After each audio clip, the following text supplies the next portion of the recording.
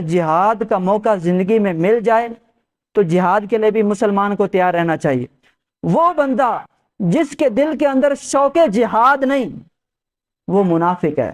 اپنے دل کے اندر جہاد کا جذبہ یہ برقرار رکھیں۔ اللہ پاک کو جہاد والا عمل بڑا محبوب ہے۔ قرآن پاک کے اندر کئی مقامات پر اللہ پاک نے مجاہدین کی شانیں بیان کی ہیں، اور مجاہد کی شان کیا ہے کہ مجاہد جب شہید ہوتا ہے تو اللہ پاک اس کا قطرہ زمین پر بعد میں گرتا ہے، اللہ پاک اس کے سارے گناہ پہلے ہی معاف فرما دیتا ہے، اور مرنے کے بعد اس کا جسم ٹوٹے ٹوٹے ہو جاتا ہے۔ دوسرے لوگوں کے ذہنوں پر پابندی لگا دی جاتی ہے، وَلَا تَحْسَبَنَّ الَّذِينَ قُتِلُوا فِي سَبِيلِ اللَّهِ أَمْوَاتًا، خبردار یہ جو میری راہ میں مرے ہیں تم نے ان کو مردہ سوچنا بھی نہیں ہے۔ ذہنوں پر بھی پابندی ہے کہ جو میری راہ میں شہید کیے گئے ہیں ان کو ذہن کے اندر بھی نہیں سوچنا کہ یہ مردہ ہے۔ کہنے کی بات تو دور کی ہے،